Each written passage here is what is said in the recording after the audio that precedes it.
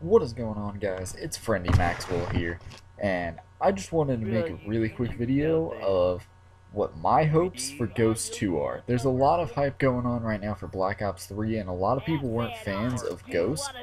I personally enjoyed it. I did have frustrating moments, just like any Call of Duty game, but by and large, I had a lot of really good memories from Ghost, and so where a lot of people have lost faith in it and a lot of people don't want to see a Ghost 2, the single player storyline seems to hint that it would be Ghost 2. But in general, this is my list for what I think they should do if they go with Ghost 2. If it ends up being a completely new property, then, I mean, I'll probably keep this video up. But moving on, let's get straight into the list. I won't dilly-dally here.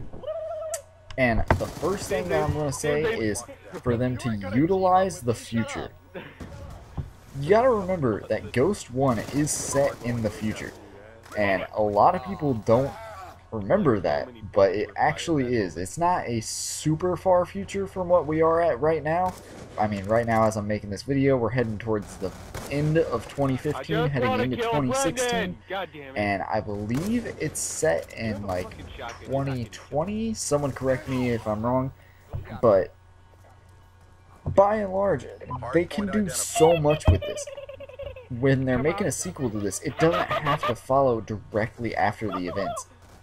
Spoiler alert for those that didn't actually finish the campaign to the game, but you get to see the main character, and I cannot for the life of me remember his name. He gets taken away by Rourke, the main villain of the game, and basically you can tell that he's going to be made Rourke's prodigy, and he's going to be made, you know, to work for Rourke and to change sides against the ghosts. And I thought that was a really cool way to go about it. I thought that was a great way to set up a sequel like they were going for, and it was a good ending to the game. It wasn't great like we've had in previous Call of Duty games. I mean, COD 4, oh my goodness, it just blew me away. But getting back on topic, when you're in the future, you can go and have this next game come out and take place even like 10-15 years beyond what Ghost 1 did. That way, you know, there's time for everyone to get trained, everyone to get used to everything, and you can have this big climactic thing. And now that it would be further past the actual like apocalypse date of which everything sort of went to shit, for a lack of a better word, you can have so many better things. You can go to like a color scheme that's much brighter, it pops out better. Because that was one of my main complaints about Ghost, is I had a hard time seeing. I'm partially colorblind. It's more of a red-green colorblind than anything else. But I have issues with colors, and the color palette for Ghost really didn't work with me, even with the colorblind assist on or off. It didn't really matter either way.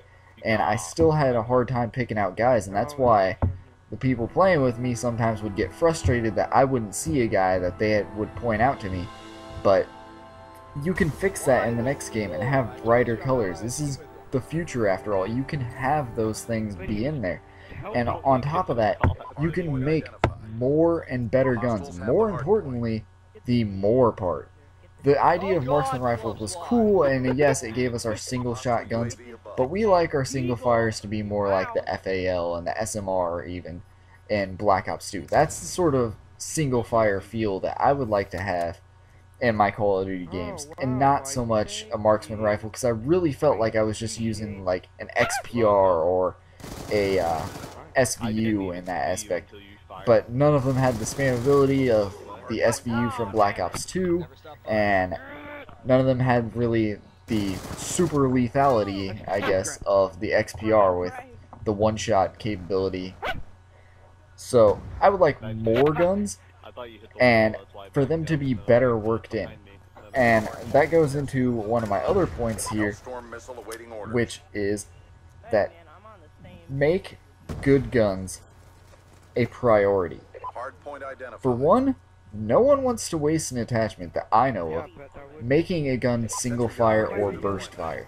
Having that attachment in there is a really cheap cop-out of we didn't want to put the development time into it. And I know Ghost had a development time issue because midway through they were told, hey, you know, Xbox One, PS4 is coming out, you have to make those versions of the game. But seriously, give us good burst fire guns. The MSBS was really good at the start, and I never saw it as OP. A lot of people did, and it became a huge problem to where it was nerfed, and then we never saw it again. Like, it was very rare to come by, and everyone was onto one of the problems I point out here, and another point, which is they should go out with the bad, but keep the good. Oh my God, Hunter. And by that I mean, keep the Remington R5 as far away from Ghost 2 as possible. A lot of people loved that gun, but for me personally, in my opinion, it was still super overpowered. After all the nerfs to try and get rid of the 2-bullet capability of guns so that the game was more fair towards the very end, the Remington R5 still, I think, was one of maybe 2 guns that could still get a 2-bullet if you squeezed in a headshot. And that to me was ridiculous. It was super, super powerful. And in my opinion, they should keep guns that weren't utilized properly, that had solid development behind them. You could tell that they went all out with these guns. And I'm talking about the guns like the K7. It was a really original idea. It was one of the few guns that had integrated attachments, which was really cool aspect of the game. I personally liked it. And the K7 just had an amazing feel to it. And same thing can go for the other 2 guns I have on this list, which is the SA-805 and the SC-2010. The SC-2010, to me, was a perfect gun. I loved the gun. The super low recoil, the consistent damage. You know, you could slap on the muzzle brake to get the extra 3 shot. You could also keep it with a silencer and deal with a little bit more 4 shots. And I never really dropped off to a 5-bullet range. And it just had a really sleek feel to it. And statistically, it compared really well to the Remington. Except, like I said, the Remington kept that 2-bullet capability that, in my mind, put it over the top and overpowered. And so keep the good guns, keep the good ideas at least, and keep away with the bad. Do not add in 2 bullets for 2-bullet kills for any gun. No Call of Duty likes that. That's what makes every gun OP that has that, like what was the problem with the Type 95. It became really balanced in MW3 after they got rid of the 2-shot capability, but it had so much 2-shot power for the longest time that a lot of people were turned off and hated the Type 95. So keep the bad out of this. Also, still sticking with the whole future thing is, use the future to your advantage. Black Ops 3 and AW by this point will have pushed the future hard, and you can use this time period for truly amazing things. You can make the story super elaborate and greatly scripted. I mean, you guys did the Modern Warfare series, and I know this isn't the same development team. You know, Respawn split off of them and everything, and they've been struggling to find some footing there because they had to get help from Sledgehammer with Modern Warfare 3. But you guys have a new development team. Show us that this team isn't something to be left in the dust, that Infinity Ward is not out of its glory days. Use the future to your advantage. A lot of people had gripes with Advanced Warfare. I'm included in that. And people will have gripes with Black Ops 3. But you can try and find a nice middle ground in there without going over the top. Also, another thing is, to go along with the guns, and I'm going to talk about, for my ideas for gameplay and also for competitive side, because I like competitive gaming and I know the pros love that stuff, and that goes with 2 or 3 main things here, which is we need good kill streaks, creative and fun game modes at launch, and make competitive a fun thing. Now, when I talk about good kill streaks, please no gimmicky stuff. I know you think that it sells Call of Duties, but everyone hated the guard dog. Every time someone got killed by it, I heard everyone in the lobby rage about it coming after you. And it was a really gimmicky kill streak, and no one liked it.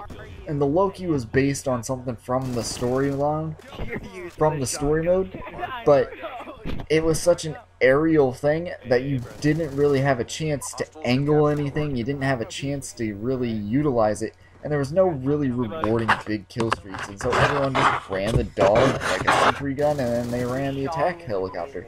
And that was really all you saw. And sometimes instead of the dog, if you didn't want to be that cheap ass using the dog, you would throw down an IMS, which was super annoying.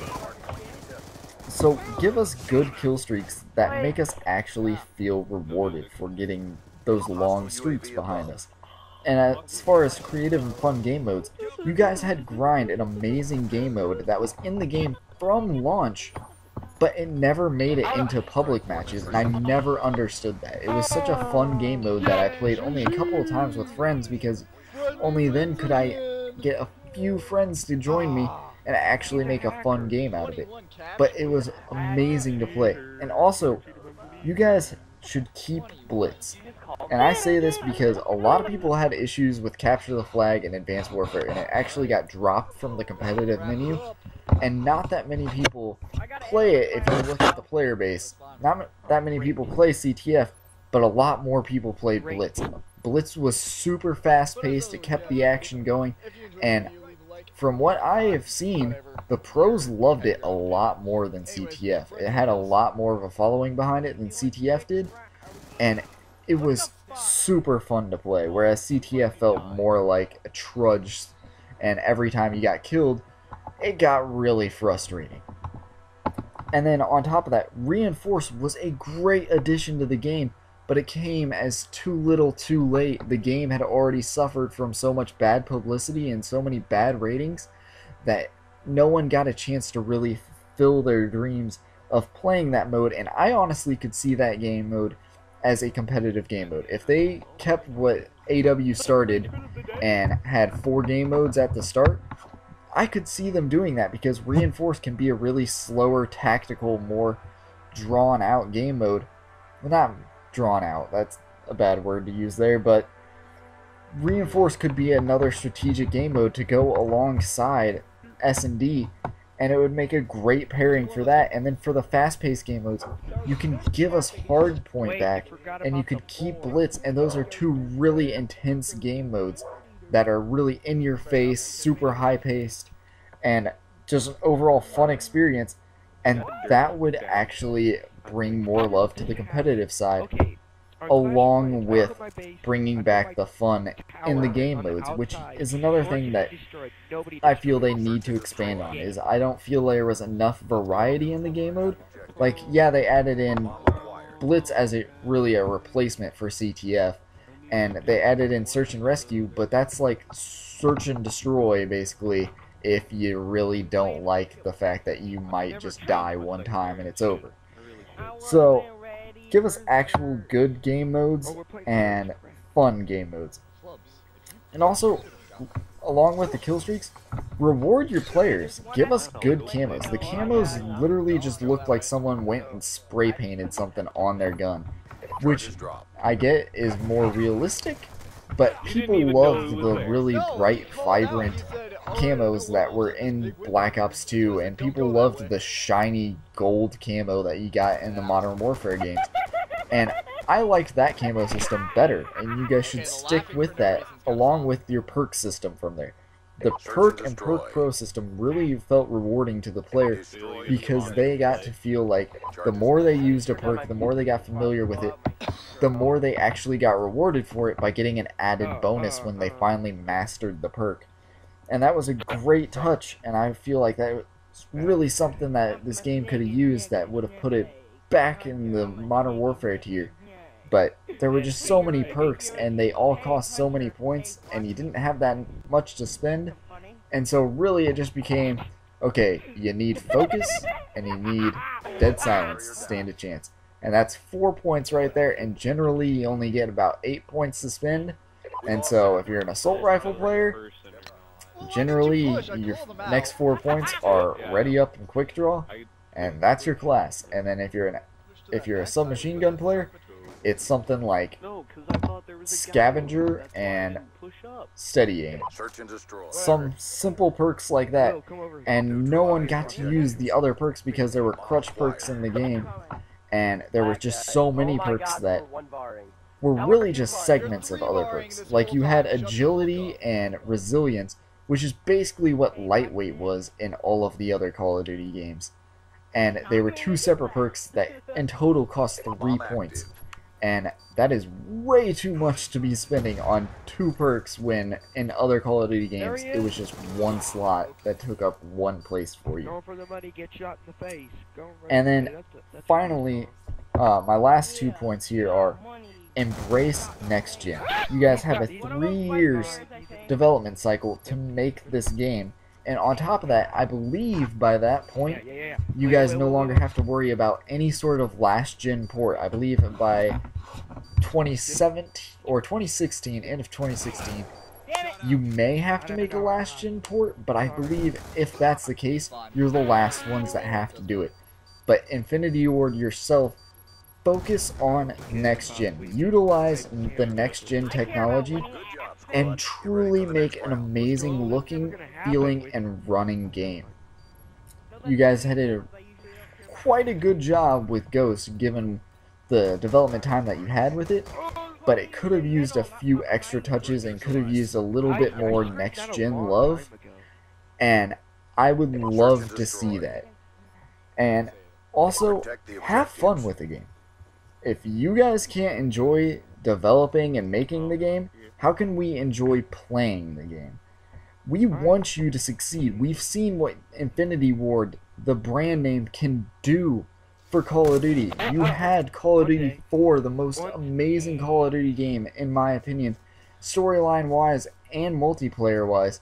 And MW2 had so many classic, iconic moments and maps that, yes, did get sort of rubbed through the dirt with all the one-man army danger close noob tubes, but it got saved so much by all the memories that people have of that game, and that's why it's still in the top 10 requested for backwards compatibility, and we want to see that Infinity Ward come back. We want to see you guys return to your glory and really show us what Call of Duty was like back in Call of Duty 4. We want that classic feel of going into massive amounts of gunfights and truly being rewarded when you were a good player, and also being rewarded by it's just really casual fun. A lot of the games now have become super competitive, which is great for the competitive side of things because it makes the skill gap that much higher, but this is by and large a casual game, so make it fun. Make it so that the people that are really good feel rewarded for that, but also the people that aren't as good still feel like they can have fun in the game, and not that they're just getting mopped with the floor is not getting swept up from under them. I'm flubbing up my words here at the end, but that's basically all I wanted to say for this video, and that's my hopes right there for Black Ops, or for Ghost 2, and I really hope that some of these notes are implemented into the game, and I would love to see a great product come out from Infinity Ward again. I've really been missing that feel. Modern Warfare 3, for all the flack that it got, wasn't that bad, but it just felt too much like Modern Warfare 2 to where people couldn't quite get behind it because it just felt like they were playing Modern Warfare 2 again. So show us what Infinity Ward can do. Show us that you can redeem this franchise specifically. If you guys can make Ghost 2 an amazing game and redeem all the flack you got from Ghost 1, it will truly show that you are the powerhouse of the 3 developers. Treyarch is starting to edge you guys out, and you guys really need to bring that back and show them that you guys are the king of Call of Duty. Anyways, that is it for this video. It went on a little bit long, but thank you all for watching, and as always, with friends like us, who needs enemies? Bye guys.